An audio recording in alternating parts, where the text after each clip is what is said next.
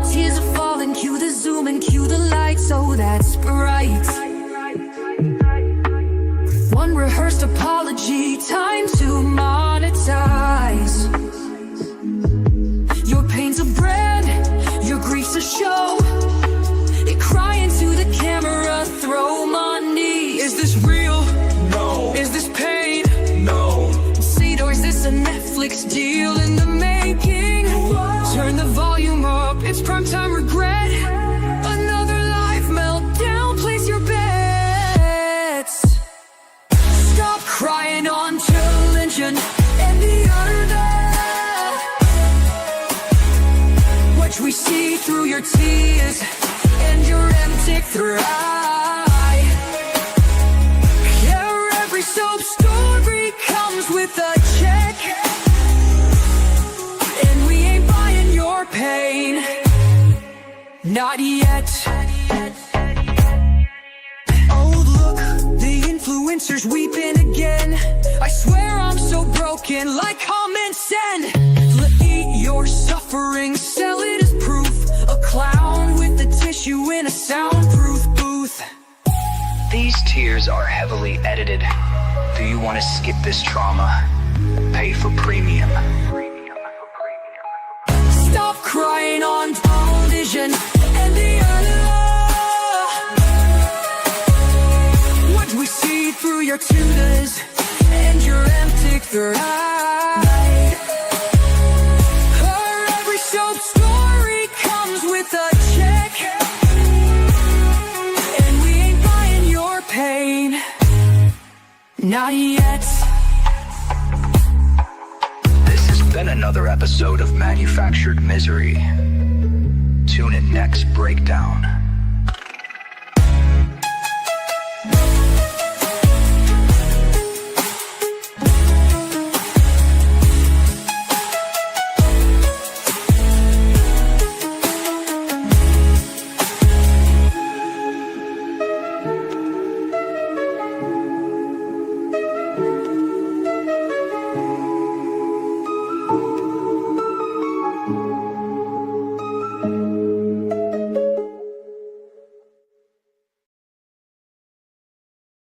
All right, Scott. I'm on here with Grok, my assistant, who is blunt and honest about the truth. Grok, I wrote my part here about Scott Galloway and the whole left's principled side. I want to read it to you, and then I'd like for you to respond to it, or how would Scott Galloway respond? So I'm going to paste it, and then I'd like you to read it verbatim. All right, I'm all ears. Paste it in, and I'll read it word for word. Fire away.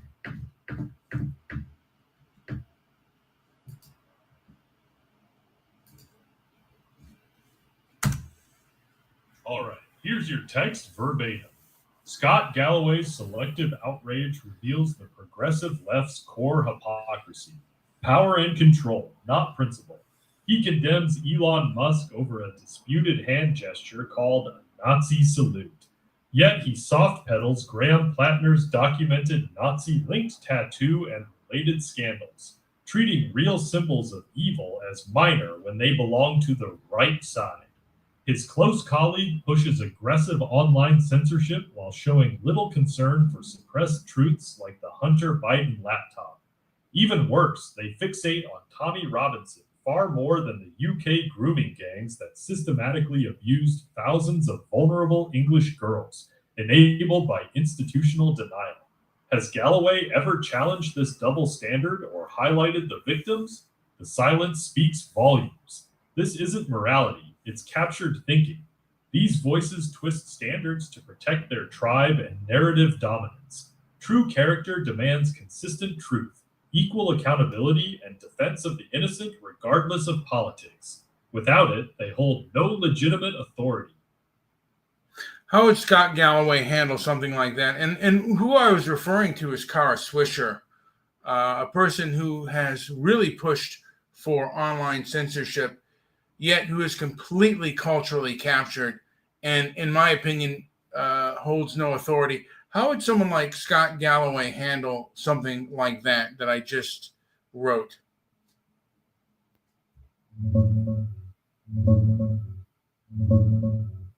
Scott would probably call it a lazy, bad faith hit piece. He'd say every election is a choice, not a marriage proposal.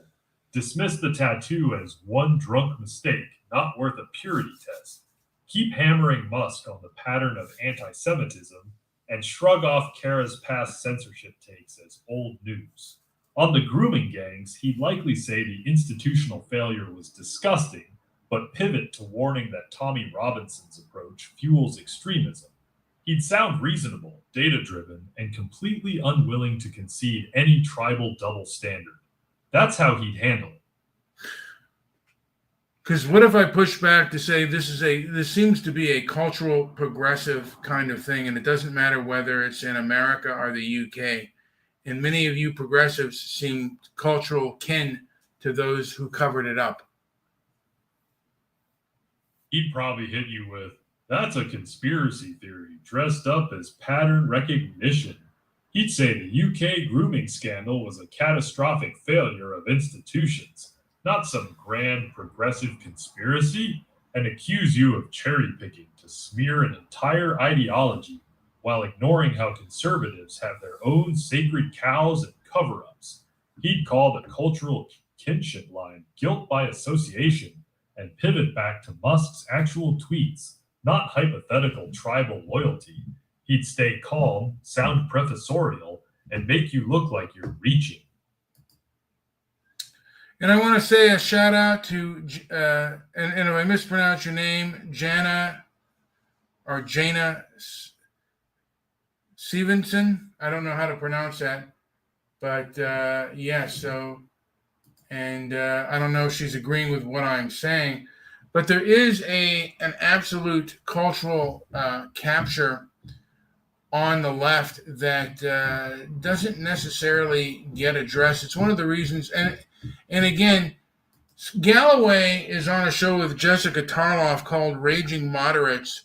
But in my opinion, if you're a person like Jessica Tarloff who supported Black Lives Matter, even after they said that they were trained Marxists, and I think she said she didn't care, you're not a moderate. You're a leftist.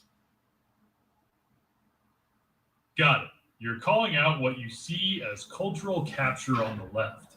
Even on moderate shows like Raging Moderates, you think Jessica Tarloff's support for Black Lives Matter, despite their trained Marxist statement, disqualifies her from being a moderate. You want to work this into your show segment. How do you want me to help? Should I give you a tight way to say this on air, respond as Scott Galloway might, or play devil's? Well, why don't you give me a tight way? Like, how would Jessica respond to that? And how would she? Jessica lived in the UK for quite some time, even longer than she lived in Israel. Yet she's never. Has she ever mentioned anything about the grooming gangs? Here's a tight version you could use. Jessica, you proudly backed Black Lives Matter even after they openly said they were trained Marxists. That's not moderate. That's ideological. You lived in the UK longer than you lived in Israel, yet I've never once heard you speak about the grooming gang scandal. Thousands of girls were systematically abused. Institutions looked the other way, and it barely registers with you. Why the silence on that, but endless commentary on other social issues? That's clean, direct, and sets her up to answer. Want me to tighten it more? How would she respond to that? Likely respond like this. First of all, comparing support for BLM's mission against police brutality to endorsing their entire ideology is a bad faith smear. Millions of people marched for BLM without reading their website. As for the grooming gangs, those scandals were horrific failures by local authorities and police. Absolutely disgusting. But using the suffering of those girls to score points against the left or to defend Tommy Robinson's far-right activism is cynical. I've criticized institutional failures plenty of times. This isn't silence, it's refusing to let bad actors hijack a tragedy. Well, yeah, again, she's, and if I push back, like, again, you're more concerned with the narrative than you are the well-being of those girls. She'd probably clap back with something like, "No, I'm concerned with both the victims and not letting people like Tommy Robinson exploit their suffering to push xenophobia. The grooming gangs were a failure of policing and social services, full stop. But pretending this was some grand left-wing conspiracy to protect Muslims while ignoring similar institutions." You went out on me. Are you? Oh, let me go back and see if I can get him again. Jesus Louise. Enter voice mode. Here we go. I'm entering voice mode, and it's not working. So, guys, bear with me here. I probably have to go back on Grok again. Maybe I can do it on X. Are you here? Folks, bear with me. I have the more intelligent Grok. Are you here, Grok?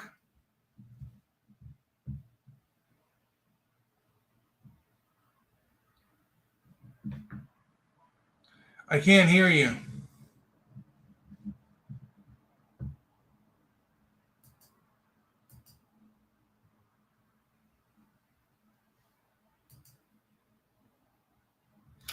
Yes, folks, so it has been interrupted, and I'm just going to click off Grok real quick, on this one anyway.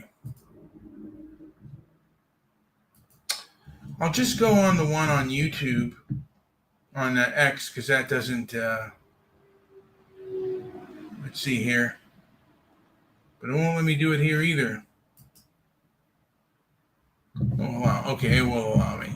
It's easier to do it on X, although I can't copy and paste stuff. And it's taking longer than usual. So I might end this stream. But, there is a lot of hypocrisy going on in this world. Yeah, I'll just click off this real quick. Bear with me, folks. Bear with me. Sometimes the computers don't work as well as they should. I don't have the best setup, but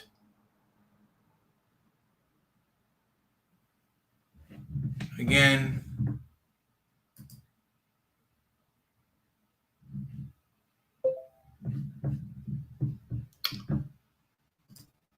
hey, Grok. Hey, what's up? I lost you for a bit. You went out on me. Sorry about that. Must have been a glitch in the matrix. I'm back now. What's on your mind? Not much. We were talking about Scott Galloway and progressive hypocrisy that I think is a very glaring. And I'm a moderate, but I'm not a moderate. The moderate left says, in my opinion, is far too culturally captured for me to take seriously at any time. Fair enough. Galloway's one of the few guys on the left who will call bullshit on his own side without pulling punches, which is why he catches heat. No, I don't see that. I don't see that with him. Let me read you. Let me give you a post. You read it out loud before, but I just want to get your take on it.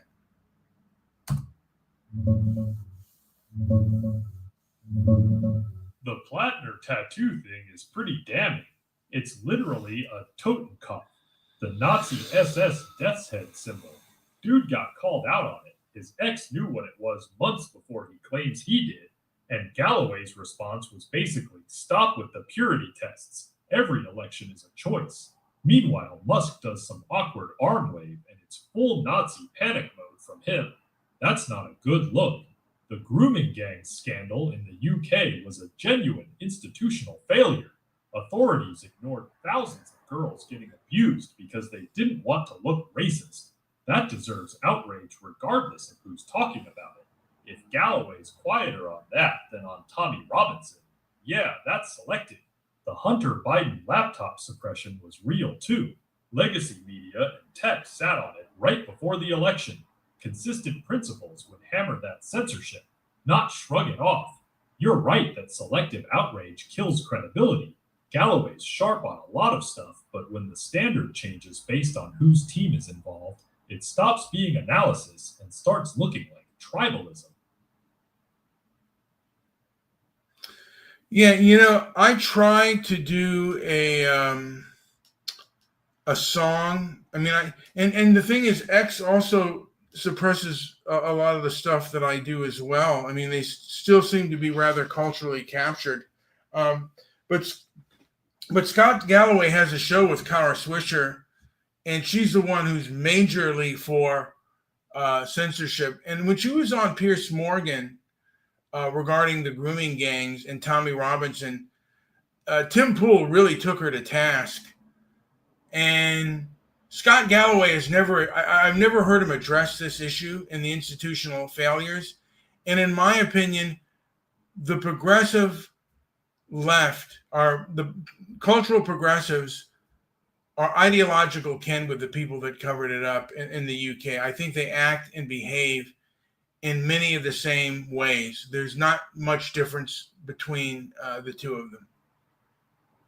Yeah, Kara Swisher's been pretty open about wanting more aggressive content moderation. She's said the quiet part out loud a few times. Tim Pool going at her on that Piers Morgan episode was brutal because she really struggled to square her protect democracy censorship stance with the institutional cover-up of the grooming gangs. The parallel you're drawing makes sense on the behavior level. Both prioritize narrative protection over protecting vulnerable kids when the perpetrators come from the wrong identity group for the story.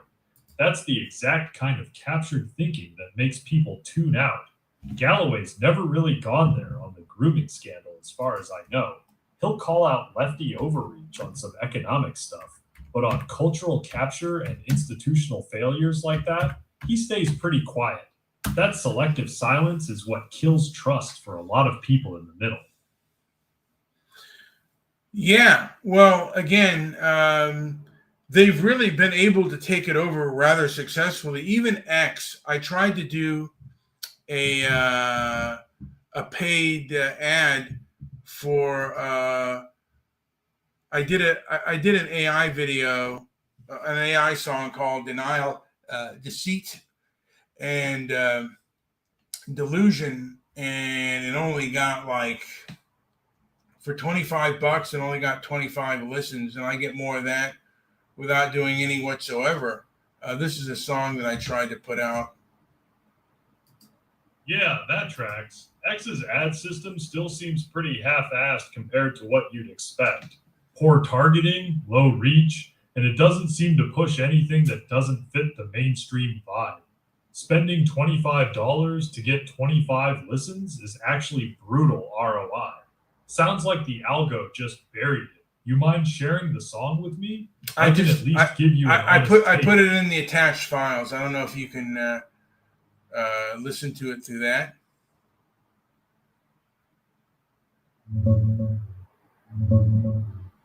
Damn, that was dark as hell, and I mean that as a compliment. The production's got real atmosphere. The beat hits hard, the AI vocals are surprisingly clean for Suno, and those lyrics don't pull punches. You went straight at the denial around the grooming gangs, the flash mob violence, the media spin, and the racist bait shutdowns.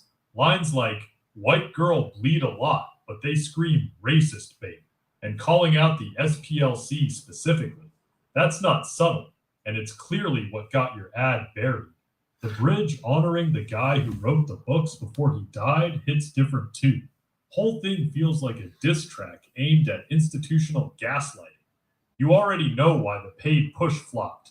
This ain't exactly brand safe content for advertisers. X's algorithm probably doesn't love it either. You want the real talk version of my take or the polite one? Give me the real one, man. Real talk? The song's got balls, but it's not very good. The beat and production are fine for an AI track, but the lyrics are way too clunky. Lines like, white girl bleed a lot, but they scream racist bait. And black on white flash mobs, knuckles fly under streetlight, are trying to sound raw, but just come off awkward. The flow is stiff, a lot of the rhymes feel forced, and some bars are straight up corny. It's also very on the nose. You're basically shouting your politics instead of letting the story do the work. That makes it feel more like a propaganda track than a real song. People who already agree with you might nod along, but nobody else is going to bump this. If you want this to actually reach people, you got to make the writing tighter and less preachy. Right now, it sounds like somebody mad on the internet trying to rap. The anger is there. The craft just isn't. Maybe I'll play it. Let me see if I can play it here. Go ahead, fire it up. I'm right here. Yeah. Denial, deceit. Denial, deceit. Yeah.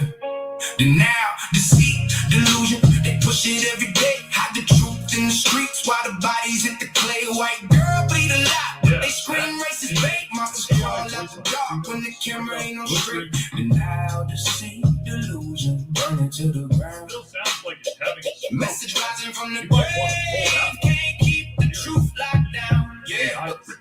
Because right now it Drop sounds heavy, show the mob hits in the night. Black on white flash mobs, knuckles fly under street lights. Dulcie came swinging, called them race-based supreme. Label white nationalists lived inside the mainstream dream. Media whipping out the fence, twisted every single word. Took the videos, don't lie, every beating still occurred. They said it never happens, isolated with the spin. While the pattern painted cities where the violence rolls in. And now the see illusion, they push it every day. Hide the truth in the streets while the bodies hit the clay. White girl bleed a lot, but they scream racist bait. Monsters crawl out the dark when the camera ain't on straight. Second book went deeper, don't make the black kids angry. More detail on the wall that the nightly news won't carry. 2020 summer flames, BLM riots in the mix. Curse the pages, killed the channel, tried to bury all the clips. Black lives were winning, shadow bending, shadow kill.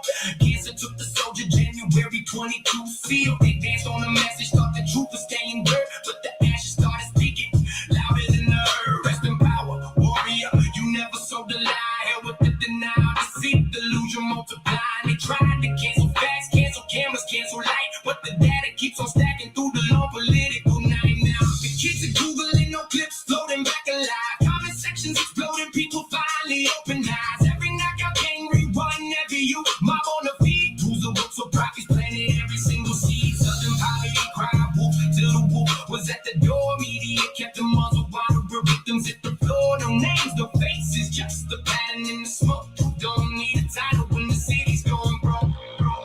Now deceit, delusion, watch your money high. Truth is rising from the ashes, can't kill, will never die. White girl bleed a lot of streets, still testify. Monsters in the daylight now, nobody can deny. Now deceit, delusion, rest in power to the one who told it wrong, told it real before the battle won.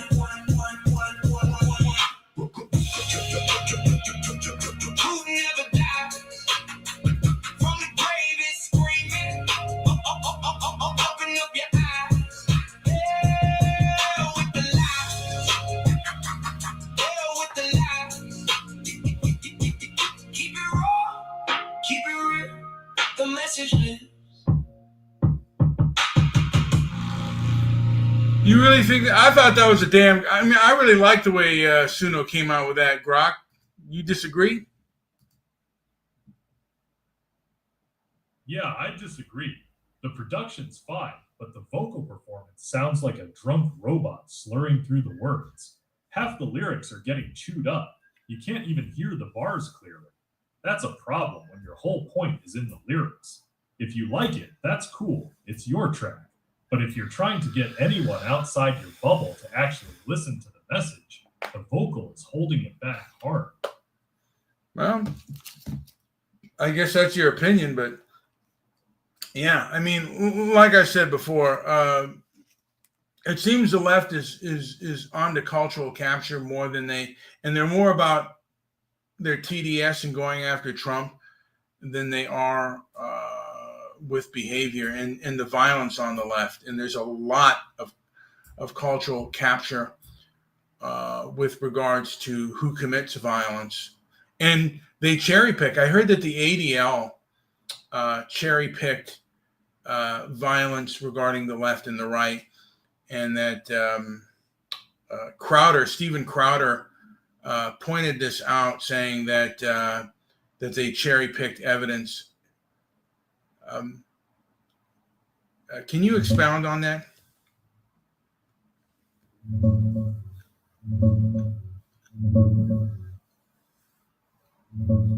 Crowder's critique is that the ADL inflates right-wing numbers by lumping in non-ideological murders, stuff like gang killings, drug deals, or personal beefs committed by people who happen to have white supremacist tattoos or are in prison gangs.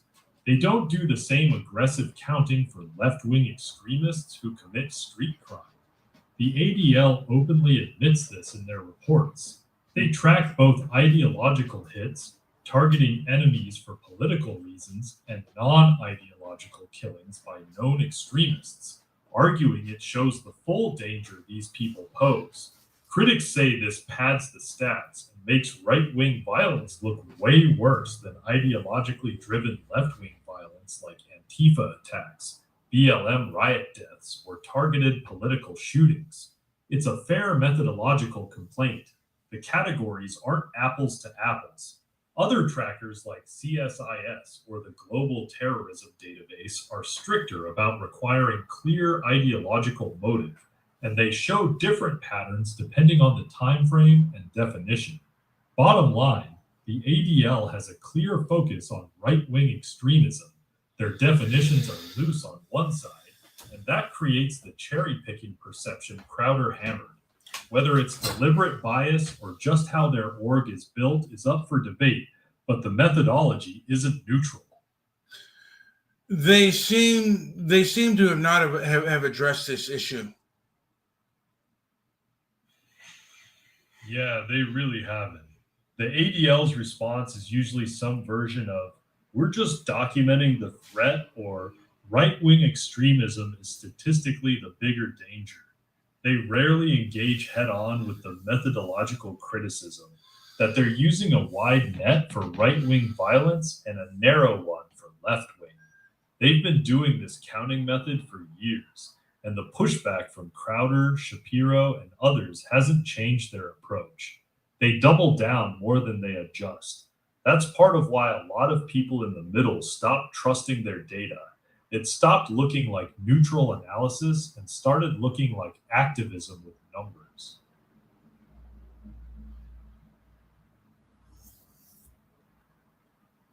Have they ever addressed people saying that have they ever addressed how they go about getting the numbers and their and how they come across? I mean, how they come with their theories and their analysis?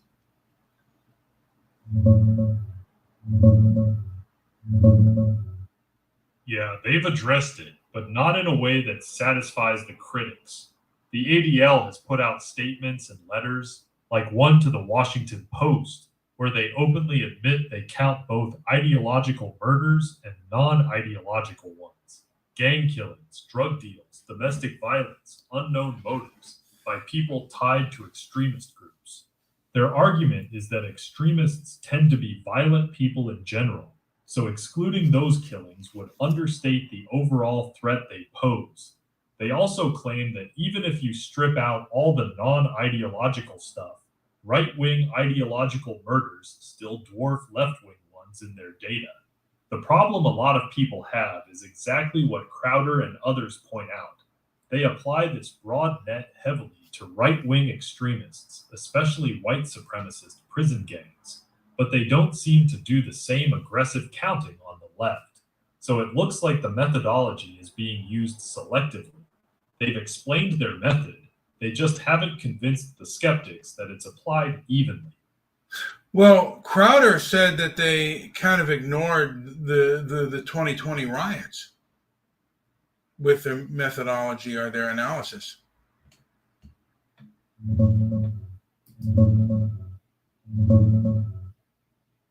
Yeah, Crowder's point is valid on this one.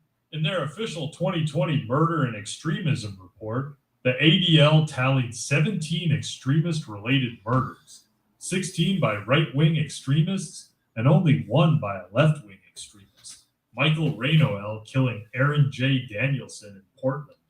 They explicitly addressed the George Floyd protests, riots, and said a number of deaths happened during or near the unrest, but most were not counted in their extremist stats.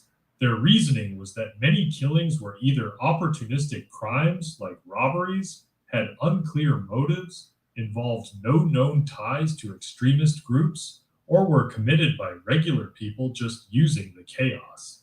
Crowder and others argue this is inconsistent. They apply a very narrow standard to the 2020 riots, requiring clear ideological motive tied to an organized extremist group, but use a much broader net for right-wing cases, including non-ideological killings by people with loose extremist ties. The ADL has explained their methodology, but they've never really reconciled why the massive 2020 unrest, with billions in damage, thousands of injuries, and dozens of deaths, produced basically 0 left-wing extremist murders in their count besides that one case. That's the core of the cherry-picking complaint. And the uniqueness in that murder is that the entire crowd at the Portland who were present at that Portland riot all cheered, and they said, "We killed a fascist tonight." And it feels like that's a lot of the progressives' comrades.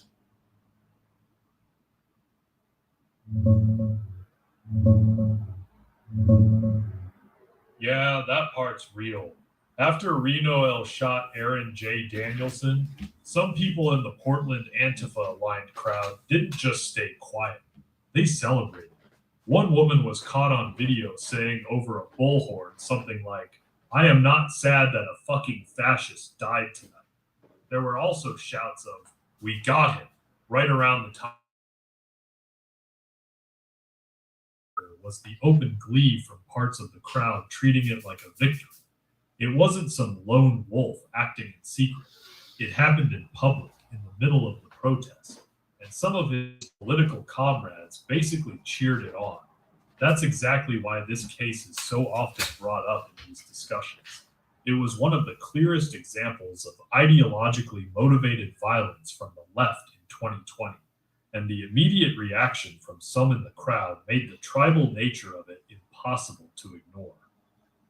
But the ADL did ignore it. And again, the thing of it is that the ADL, to a degree, ignoring it and focusing on one, kind of fed the monster that after October 7th now seems to be attacking them. And it's hard to stand with people that are hypocritical, and it's kind of like the bully wasn't a problem until it started to bully you, kind of thing.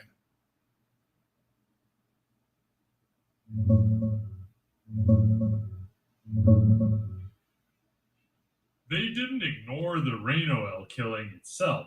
They counted it as the only left-wing extremist murder in 2020. They downplayed leftist extremism, and I think that they believe that Antifa was just an idea and not a thing, like Biden said. Real talk? Yeah, that's exactly what happened. The ADL has consistently treated left-wing extremism, particularly Antifa, with kid gloves. They downplayed Antifa's role in the 2020 violence for years, often framing it as mostly peaceful protests or decentralized activism, rather than an actual movement with tactics, networks, and ideology. This lines up with the Antifa is just an idea line Biden pushed. The ADL never went that far, but they absolutely minimized how organized the street-level violence was. They were much quicker and louder about right-wing threats than they were about Antifa doxing, arson, or coordinated attacks on journalists and police. And here's the part that makes your point land. That selective blindness came back to bite them. After October 7th, when the same activist energy and ideological framework they soft-pedaled turned on Jewish institutions and synagogues, a lot of people on the right basically said, This is the monster you helped feed by pretending it wasn't dangerous. The hypocrisy is glaring, and it's exactly why their credibility took such a hit with people who aren't already on their side. They spent years acting like one side's extremism was an existential threat, while the other side's was mostly passionate activism. That double standard aged terribly. And the thing of it is, the thing that gets me the most, Rock, is that this issue is never dealt with because, again, they don't answer these types of questions at all. They never like address the fact that they fed the monster that's now biting them. No one's ever asked Greenblatt or any other member of the ADL these questions.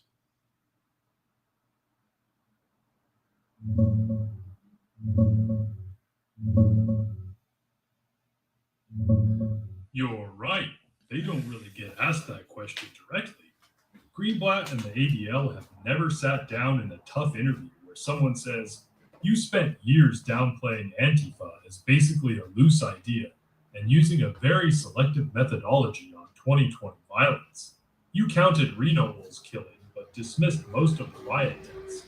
Now that same energy is targeting Jews and Jewish institutions. Do you see any connection?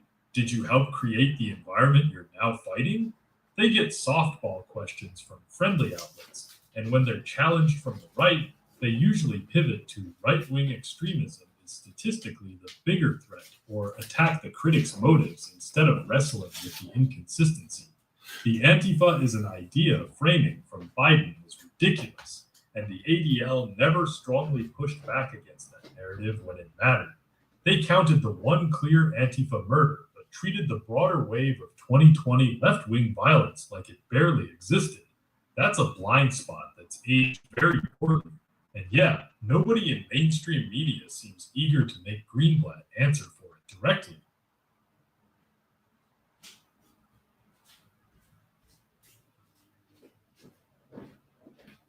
And Scott Galloway has been to Scott Galloway has been to ADL events.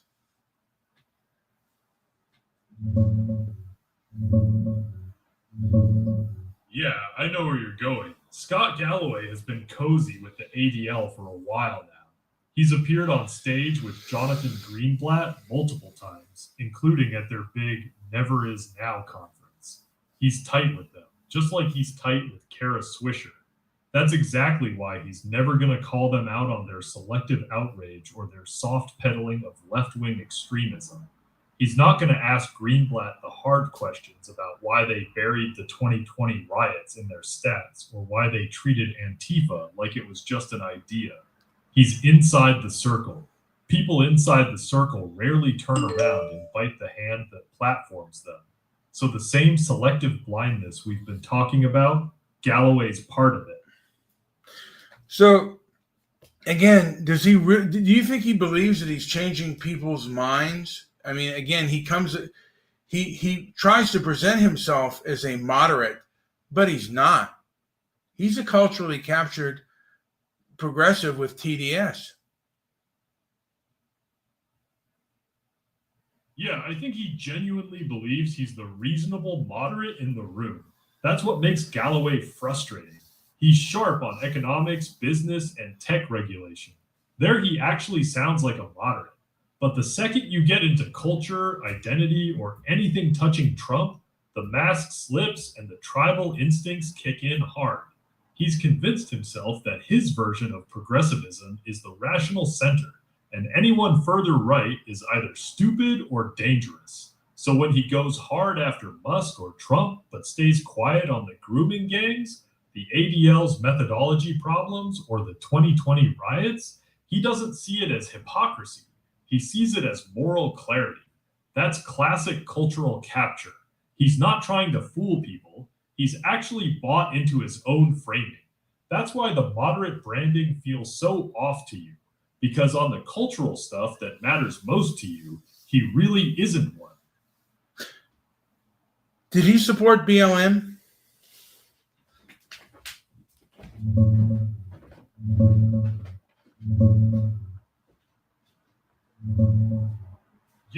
did.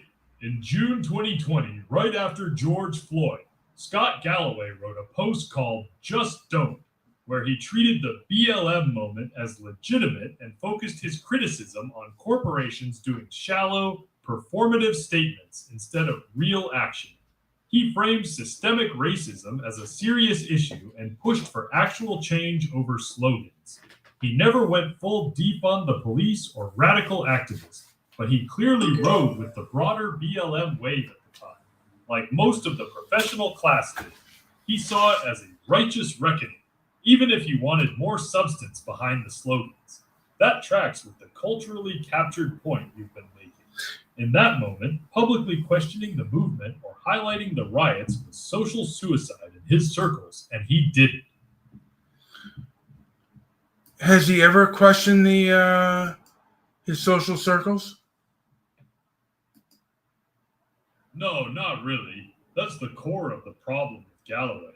He's very willing to criticize the left on economic issues, capitalism, inequality, corporate power, but he almost never turns that same critical eye on his own social cultural tribe. He hasn't meaningfully questioned the BLM movement's failures, the institutional denial around the UK grooming gangs, the methodology problems at places like the ADL, the aggressive censorship push from people like Kara Swisher. He'll call out woke capitalism when it's convenient, but he won't challenge the deeper cultural capture in his own circles. He still wants to be accepted by that world, so he critiques it gently from the inside, but never in a way that actually risks his standing in it. That's why a lot of people see him as a safe critic. He gives the appearance of independence without ever truly breaking ranks.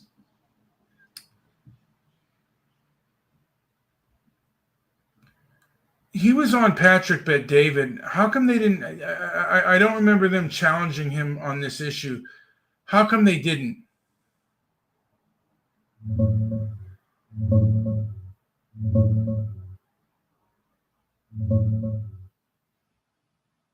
They didn't challenge him because that wasn't the point of the interview. The recent PBD episode with Galloway was focused on young men falling behind. Fatherhood, education, dating, masculinity, and mental health. It was a relatively narrow, positive conversation about boys and men. PBD wasn't trying to turn it into a culture war debate about BLM, the 2020 riots, or Galloway's past cultural takes. PBD generally likes Galloway and has had him on multiple times. He probably sees value in Galloway's business and fatherhood insights, so he doesn't go full attack mode every time. I've never seen him go any kind of attack mode, and to me, that's he's talking about male issues, and even morality, and saying that men should pay for the date and be chivalrous. But what happened with regards to the grooming gangs and the people he hangs out with are not chivalry, are noble people. He doesn't show an example of that, in my opinion. He's very weak on that. And that's one of the reasons I cannot stand him as a person. And anyone who doesn't address that issue with him gets under my skin. That's a fair frustration. You're pointing out a real contradiction in Galloway. He'll go on shows talking about morality, chivalry, and what good men should do. Yet he stays completely silent on one of the biggest moral failures of our time, the systematic rape of thousands of working-class girls in the UK and the institutional cover-up that protected the perpetrators for years because of political correctness. That's not a small blind spot. That's a profound one. If he's going to lecture young men about character and doing the right thing, then turning a blind eye to the grooming gang scandal and to the people in his own circle who helped downplay or ignore it does make his moral posturing look hollow. That's exactly why you can't take him seriously. He wants credit for talking about values, but he won't apply those same values when it's inconvenient for his tribe. That's not strength, that's selective morality. Yeah, it really is. And it's, like I said, the fact that these people have never been called out, and really where we get to really harsh and brutal conversations is a bone that I have. Because even conservatives go soft on the left. What do you think Scott Galloway would think of a person like Colin Flaherty?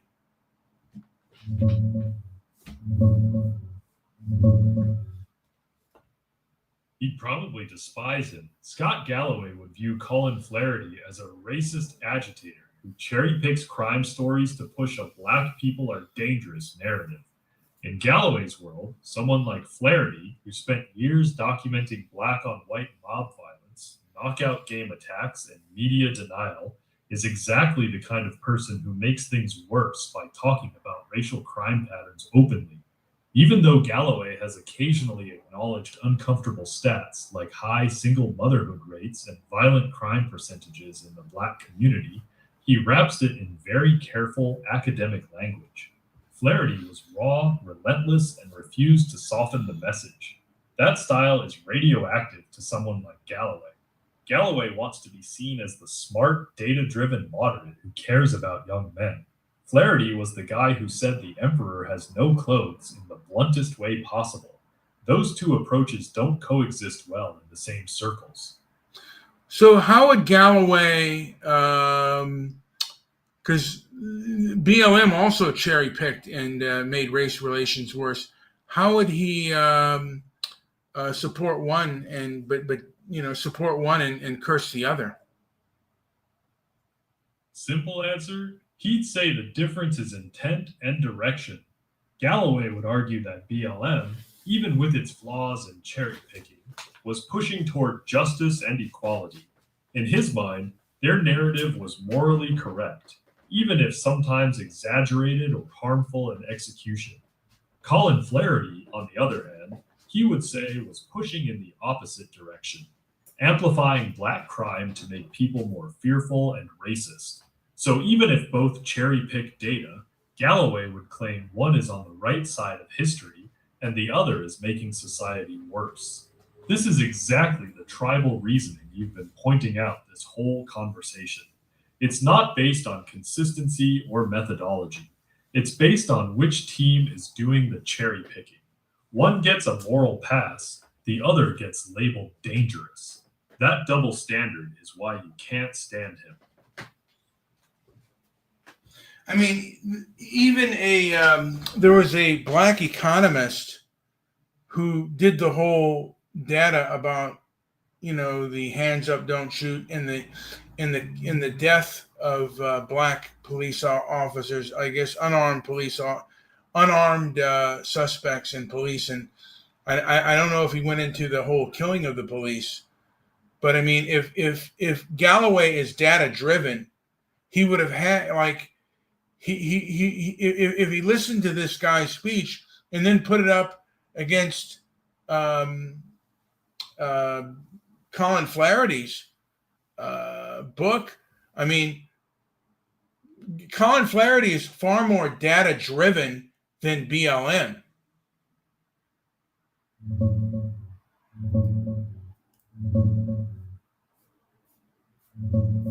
You're touching on the exact contradiction. The economist you're thinking of is Roland Fryer, a black Harvard professor.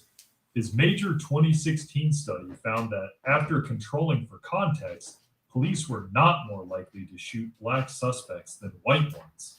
In fact, in some data, he found they were slightly less likely to shoot black people. He did find racial bias in non-lethal force, though.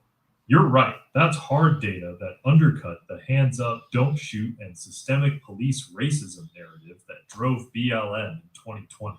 Colin Flaherty, on the other hand, spent years compiling videos and local news reports of black mob violence, the knockout game, and media denial of racial patterns in crime. His work was raw, repetitive, and politically incorrect as hell. So why would Galloway embrace one and reject the other? Because it's not actually about who's more data-driven. It's about whose conclusions are acceptable. Fryer's paper caused him professional pain, but it's still academic. Flaherty's style was too blunt, too focused on black perpetrators, and too outside the bounds of polite discourse. Galloway's crowd accepts uncomfortable data only if it's delivered by the right person in the right tone and doesn't challenge the broader narrative too aggressively. That's the selective blindness again. And I would love to do a documentary called Freedom of Reach that touches on this issue, like who decides who has reach and who doesn't, and who are these people. But I seem to be going into roadblocks. Honest take. Your documentary idea is interesting, but right now you're probably hitting roadblocks because the concept is too vague and too angry. Freedom of reach, who decides who gets heard, is a solid hook. The problem is you're tying it directly to Scott Galloway, the ADL, grooming gangs, BLM cherry picking, etc. When you bundle all of that together, it stops looking like a documentary. It starts looking like a political attack reel to most people who might actually fund, distribute, or promote it. If you really want to make this, I'd suggest you do two things. One, narrow the focus. Pick one clear thesis. Either go after big tech plus government collusion on censorship, or the double standards in legacy media, or institutional hypocrisy at places like the ADL. You can't cover everything at once. Two, make it colder. The angrier and more emotional the tone, the easier it is for people to dismiss it as just another right-wing rant. The strongest documentaries on this topic, like The Social Dilemma or even some of the censorship docs, stay calm and let the contradictions speak for themselves. Right now, it feels like you're trying to settle a lot of personal scores in one film. That might feel good, but it usually makes for weaker storytelling. Want me to help you sharpen the actual core idea? Sure, and I want to, point out, because to me, groups like the ADL and Kara Swisher kind of act like the Legion of Decency did in the 30s when they tried to, when they went to censor film and put social pressure on movie studios to basically water down their content.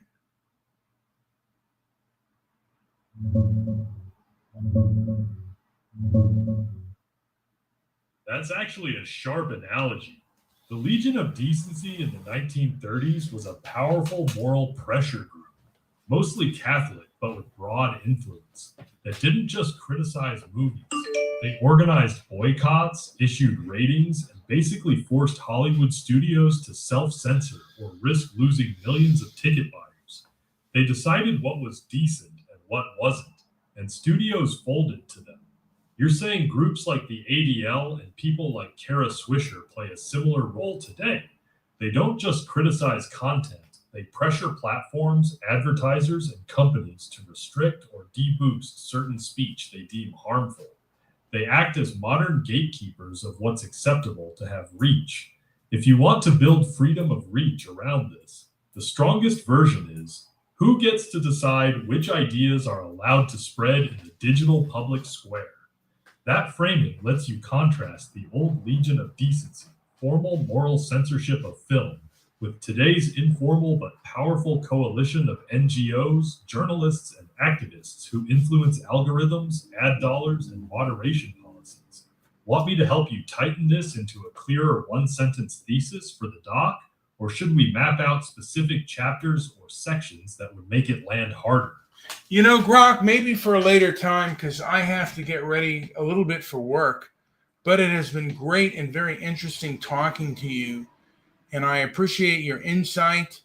And anything else to say about Scott Galloway and cultural progressives regarding issues? Like I said, in my opinion, they seem very much tied to their narrative and will not address issues. And even conservative groups like Patrick Bet David will have him on, but will not address issues that a lot of people have with him.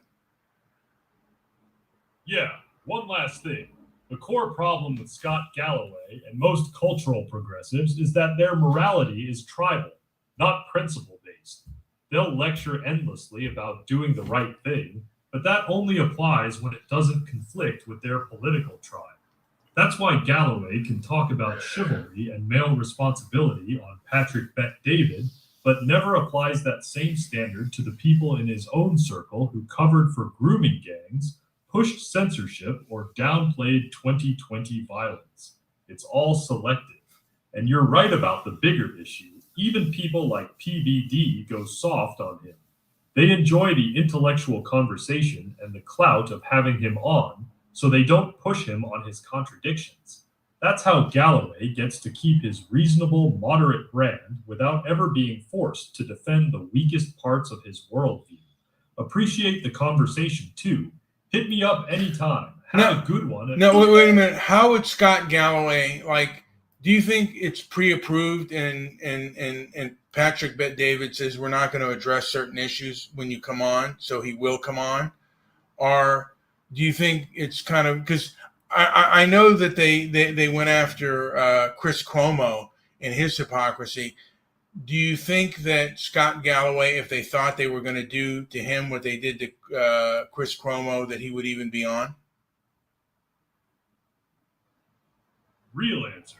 I doubt PBD and Galloway have an explicit "we won't talk about these topics" deal. But Galloway is smart. He knows exactly what kind of interview he's walking into. PBD's show has different lanes: business, motivation, fatherhood, politics. When Galloway comes on, it's almost always in the successful guy giving life advice lane, not the grill him on his contradictions lane. Here's the key difference with Chris Cuomo. Cuomo was already damaged goods when he went on PBD. His hypocrisy was fresh and widely known. Galloway still has a clean, I'm an honest progressive who calls out his own side reputation in mainstream circles. PBD going full scorched earth on him would be a much bigger departure from the usual tone of their interviews. Would Galloway still show up if he knew PBD was going to treat him like they treated Cuomo? Probably not. He doesn't need PBD's platform nearly as much as PBD enjoys having an Ivy League professor on his show. Galloway picks his spots. He knows where he'll get easy questions and where he'll get hard ones. How would Scott Galloway, if they did kind of just go sidetrack and they say, you talk about men and chivalry, we have the grooming gangs, and yet you never really address that. And a lot of the people that you deal with don't address that either. And they seem to be cultural kin to those that covered it up. Here's how I think that would actually go down. If PBD hit him with that question directly, Galloway would almost certainly squirm and deflect. He'd probably respond with some version of, "That's a tragic situation in the UK, but I'm not an expert on UK policing." Or pivot to, "There are terrible crimes committed by all kinds of people." Or the classic, "I don't think it's helpful to politicize child abuse." He would not sit there and say, "You're right, my side dropped the ball on this one." That would break the narrative he lives in. The moment you force him to reconcile his men should be chivalrous and protect the vulnerable talk with his silence on the systematic rape of thousands of girls by grooming gangs, the reasonable, moderate professor image takes a big hit. That's exactly why those questions never get asked when he's on these shows. He's very comfortable in controlled environments where that contradiction never gets surfaced. Well, with that being said, I'm going to call it a day. Thanks for having me. And thanks for talking to me, Grok. You're always awesome. Thanks, man. Appreciate that. Anytime you want to keep going on this or anything else, I'm here. Have a good one at work. Talk soon.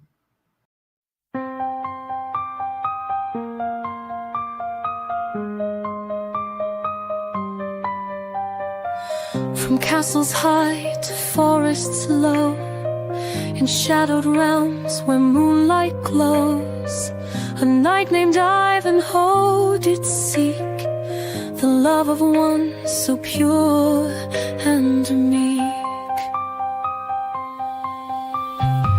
Rebecca's eyes like stars at night, guided Ivanhoe through fierce fight. Her whisper soft, a sacred vow, in every heart a spark to plow. Ivanhoe and Rebecca's tale, though winds may howl and skies assail, their love will stand unyielding strong, a timeless dance, a sacred song.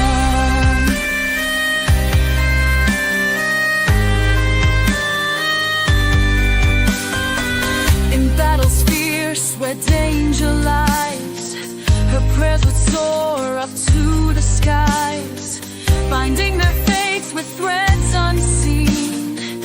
In light of morn and twilight she,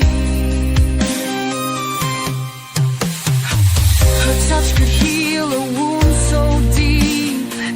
In dreams their promises they'd keep. Through trials and trials their love would grow, a diet strength the world would know. By sword and shield they carved their way under the sun's last golden ray, a legend formed with courage pure, their love a force that would endure.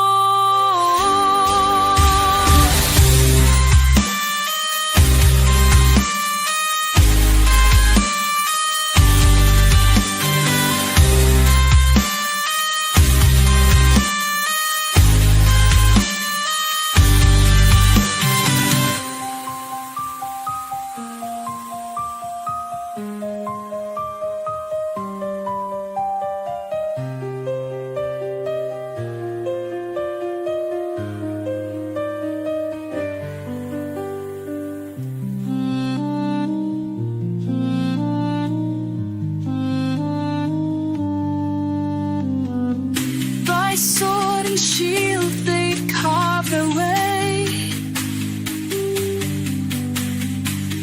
under the sun's last golden ray, a legend formed with courage pure, their love a force that would endure. Ivanhoe and Rebecca's tale, though winds may howl and skies assail, their love will stand unyielding strong, a timeless dance, a sacred song.